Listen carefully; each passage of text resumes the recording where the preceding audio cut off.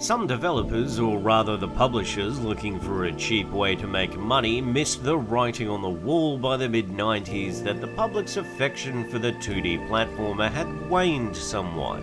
You can see this in Mean Machine's Sega just before the Saturn was due to launch in 1995, with critics lamenting the fact that while the platformers coming out at that point were fine, they were just the same style every time and it was becoming stale. When Iron Man and XO Manowar in heavy metal launched, it was well into 1996 and gamers were used to the likes of Panzer Dragoon. Or if a 2D platformer were to come out, they would need to be Clockwork Knight 2 quality at a minimum, or they'd be dismissed as stale and old hat, with good cause. So, before we go too much into more history, let's talk about Iron Man and XO Manowar in heavy metal.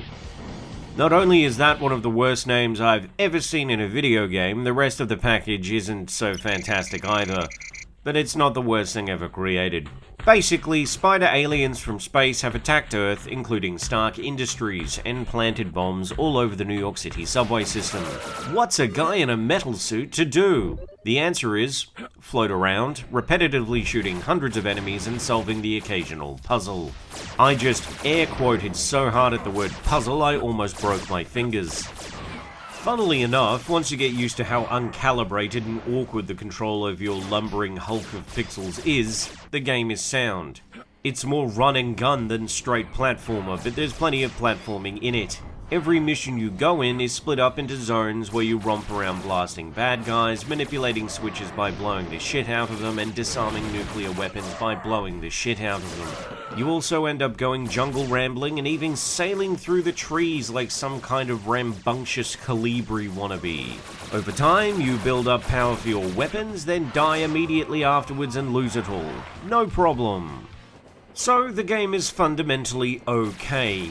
It's a title that was clearly made on a budget with very strict instructions to make something people have played before. It takes absolutely zero risks and features almost zero innovation beyond the ability to shoot into the background. Your characters have an almost useless mega weapon that takes so long to fire that enemies have often moved by the time it works, and I swear bosses are almost impossible to avoid at times, meaning no matter how hard you try, you're always going to take hits, which just feels unfair.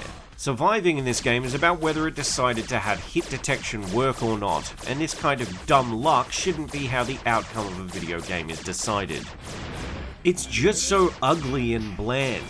While the animation in the game is sometimes okay, the characters are choppy with jagged, roughly cut out edges, and the special effects are just poorly animated sprites. The backgrounds range from 3D with really bad textures, 3D with okay textures, and parallax scrolling 2D layers which look like a cat pissed on an oil painting and then walked all over it. The music is just as nebulous and grating as the graphics can be as well, with literal 3 to 4 second loops at times, which isn't surprising by how budget this whole game feels. After seeing the title of this game 9 billion times, I decided to give it a go, and frankly I should have known from what I'd read about it previously how it was going to turn out.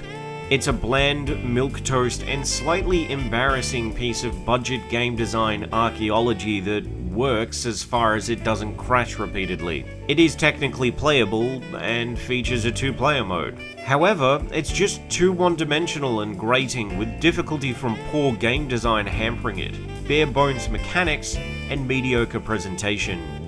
This is one that can frankly be cast into the Hadean abyss of time.